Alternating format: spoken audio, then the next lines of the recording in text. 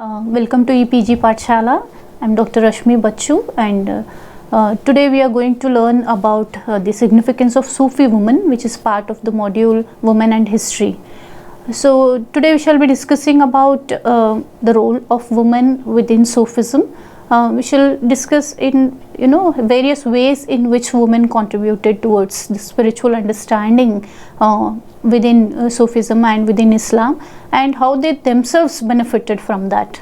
Now we all know that the religion of Islam came forth as a major force in the beginning of 7th century, and it originated in Arabia. It was founded by Prophet Muhammad, and in its initial phase, Islam was very revolutionary in various ways.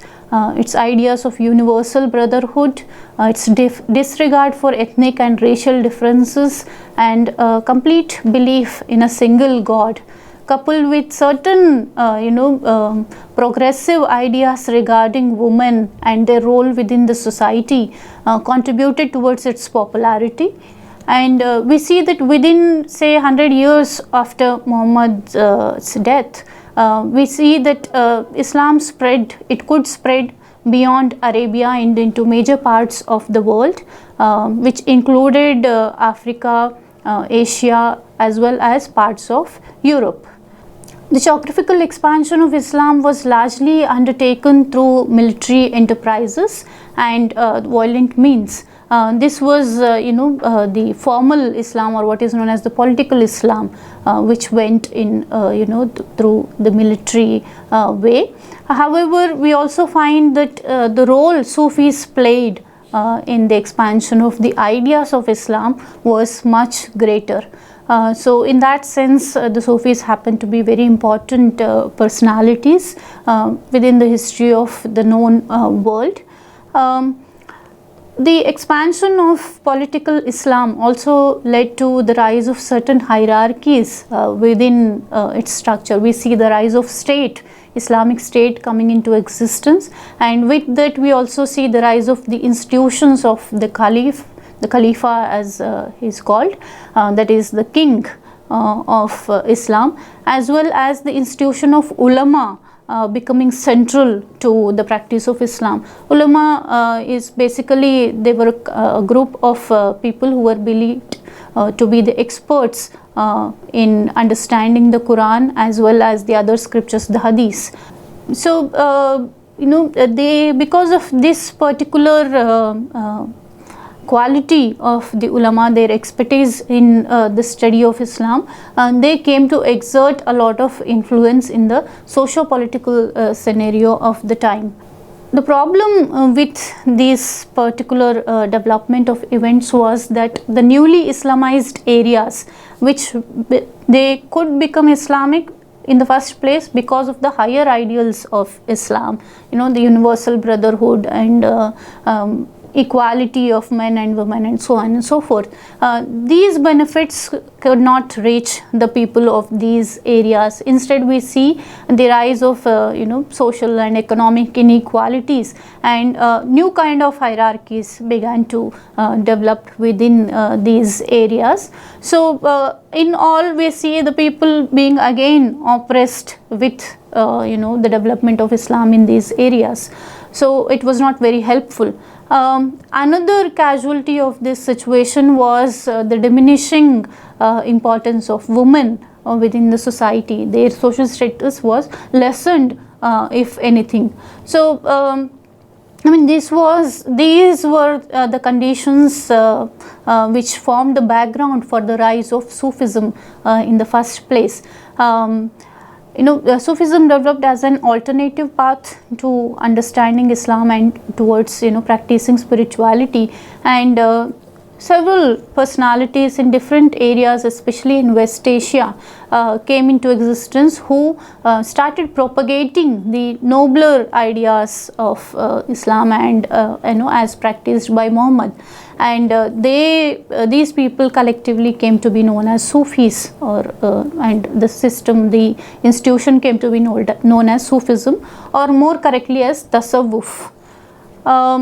Now, in the course of time, we find that these Sufis, because of their lifestyle and their practice of the higher ideals, they became very popular in their respective areas, and masses in these areas came to throng the place where they lived.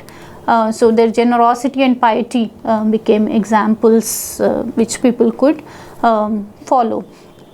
So again, in the course of time, we find that several orders of Sufism known as silsilas came into existence, and each silsila had a pir or a murshid, as he is called, the head or the teacher, and the disciples came to be known as murid.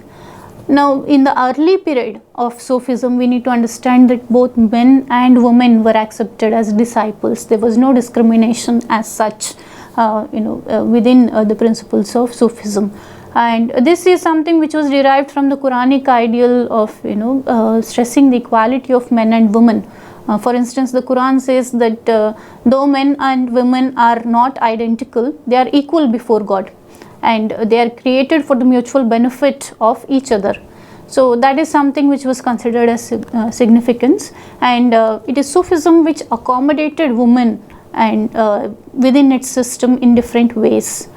Now, again, the Sufi ideal of love being the only quality, love for God and love for other living beings is something which is central to all Sufi orders. So that ideal was something which could allow the Sufis to integrate women within its system as well as non-Muslims.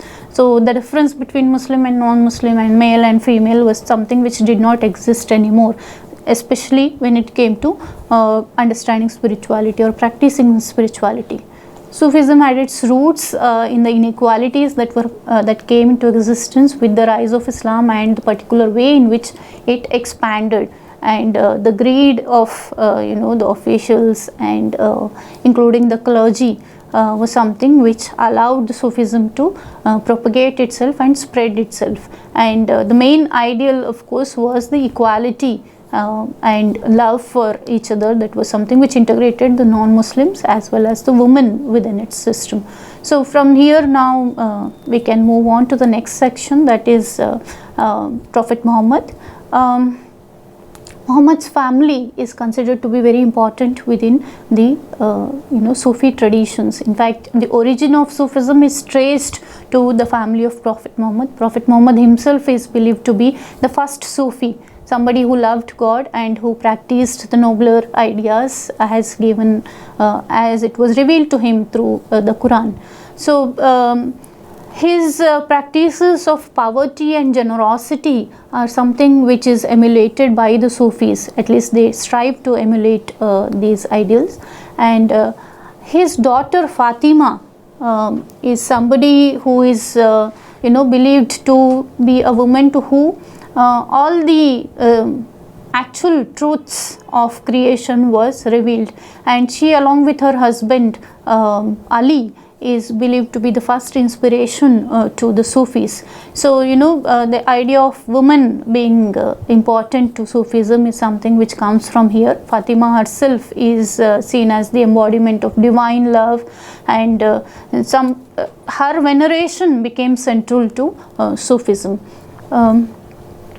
Other than Fatima, also the wives of the Prophet, Khadija, for instance, is considered to be very important. She is known to be the epitome of patience and of love. Similarly, Zainab and Aisha also are followed by the Sufis. They keep inspiring the Sufis. However, things changed once people started moving away from the family of the Prophet. We see that women were being sidelined. Here we need to understand that the history of Sufism as well as history of Islam in this earlier stage was not different. We cannot differentiate. It followed the same pattern. So within the history of Islam, the basic source or understanding of Islam comes from the scriptures, the Quran and the Hadith. And the Hadiths were a genre of literature which was recorded by the scholars by taking narrations from people who lived alongside Prophet Muhammad. So his practices, his ideas and his judgments in particular situations, all these were recorded. And after Prophet Muhammad died, there were people who remembered what he said or what he did. So these incidents were recorded. Now this is very significant for our concern here, because the narration consisted of information from both men and women associated with Prophet Muhammad. It is said that Aisha happens to have given largest number of information with regard to Prophet Muhammad's life. But as time progressed, these narrations from women were sidelined and only narrations from men were recorded. We need to understand that this whole exercise of recording these information started 200 years after Prophet Muhammad died.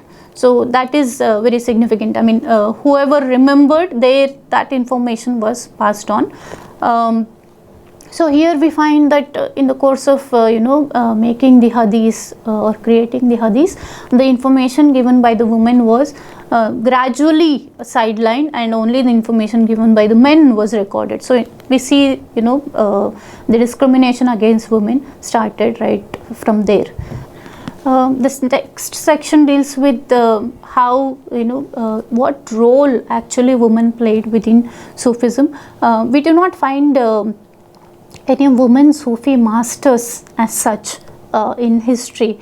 This is again significant because of the patriarchal system that existed, which even Islam could not do away with.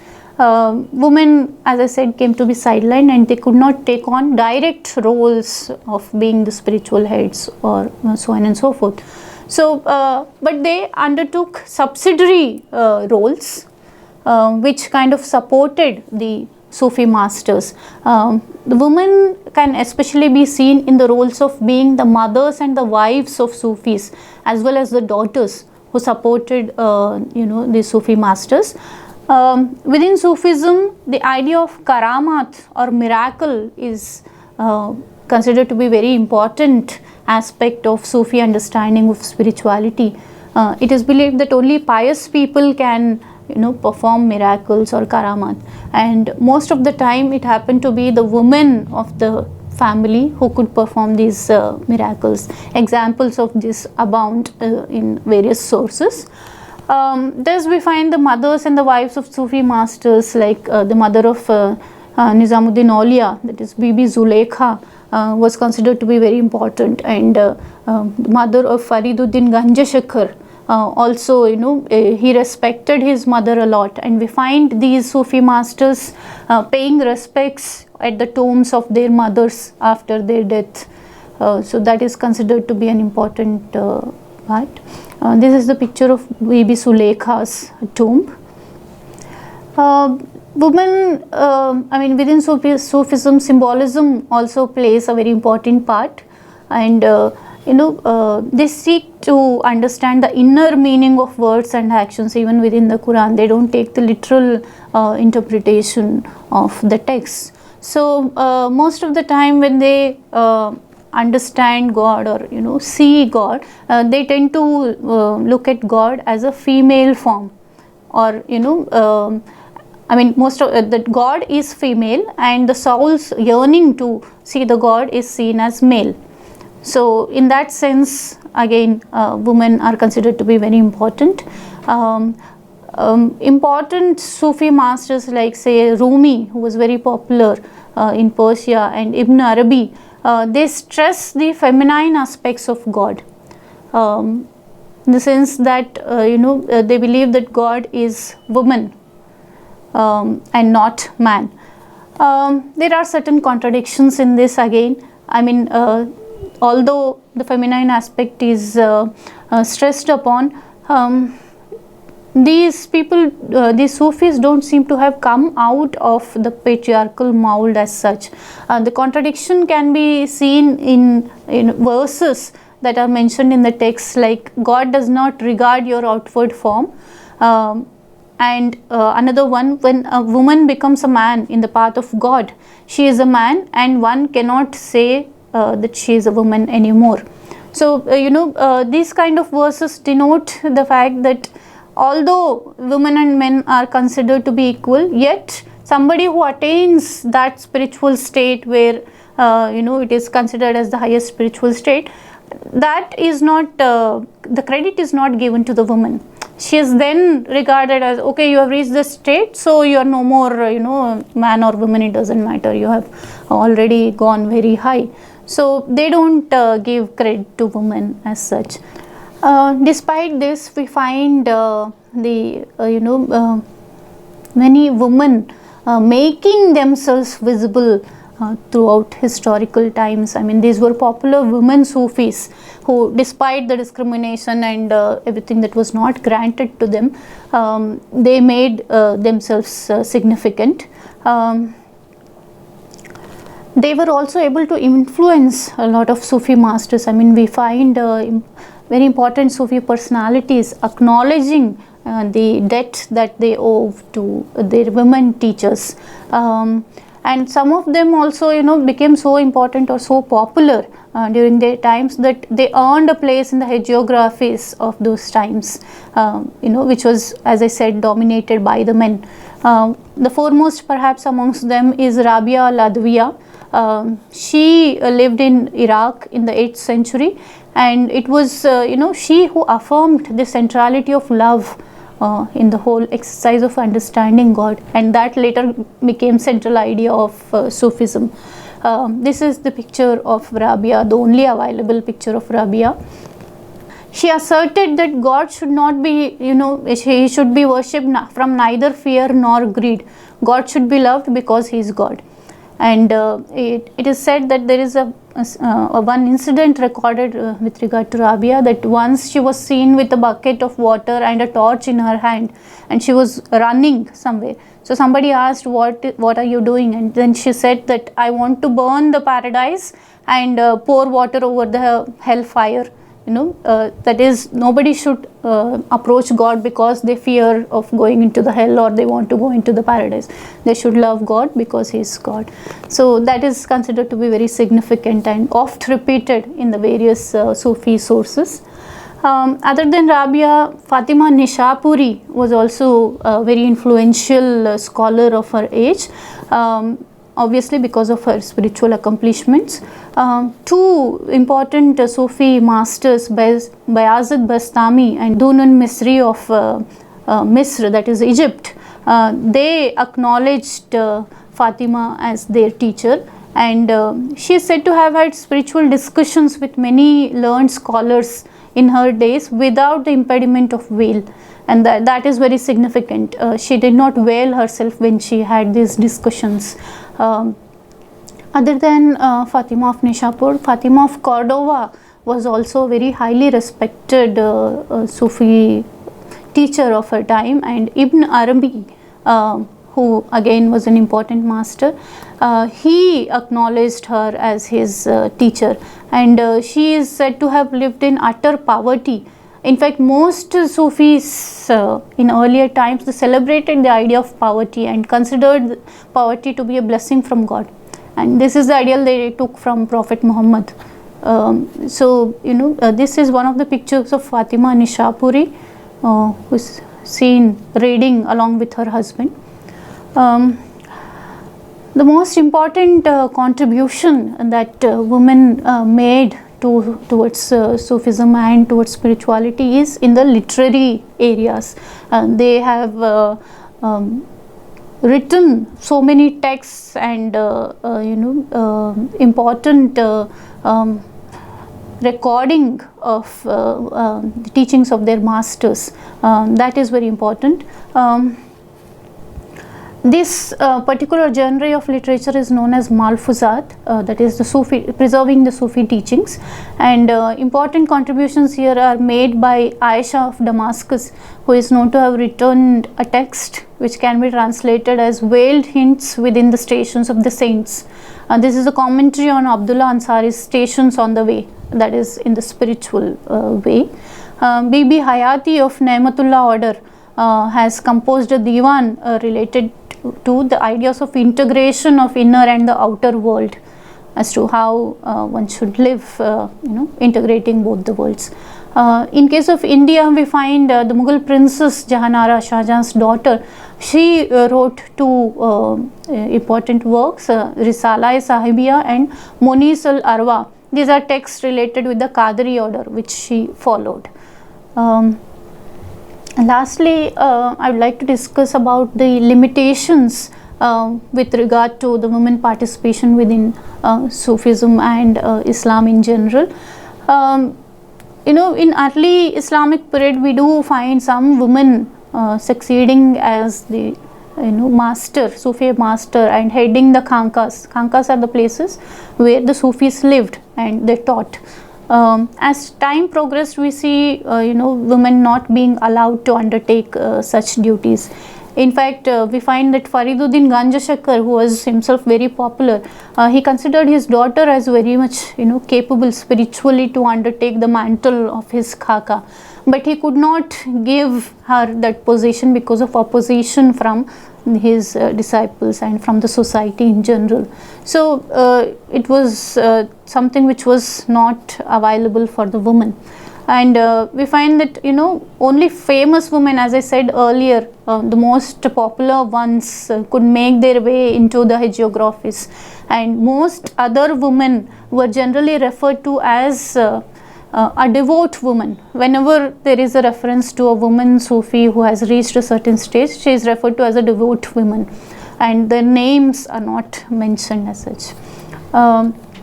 However, they were seen in auxiliary roles, providing support to their menfolk, as we have seen, as daughters, as mothers, and as wives.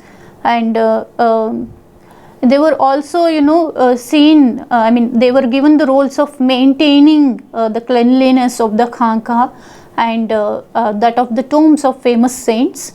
And another significant point here is that they also could recite the teachings of their masters in the form of songs, which were known as Sufiana Kalam. The same done by the men was known as Qawwali. Women don't sing Qawwali, they sing Sufiana Kalam. So, distinction was made there as well. The women also helped to a great extent by preserving the teachings of their Sufi teachers through singing domestic songs.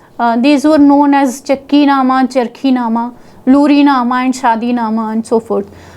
Here we can see that the domestic activities of the women were associated with particular songs. Like the Chakki Nama refers to chakki, or making grinding the grains or making flour, whereas Charkhi refers to spinning activity. Luri again refers to the songs sung while rocking children to sleep, and Shadi Nama of course refers to the marriage songs. So these were all associated with the women only. So towards the conclusion, we can say that although Sufism was an alternative path to Islam and it was more open and liberal than Orthodox Islam, it did give it did open certain areas for women participation. Sufis did not particularly engage women as such within Sufism, but they did not place the same kind of limitations or barriers for the women as the Orthodox sections did. So to some extent it did free them from the gender based limitations as such.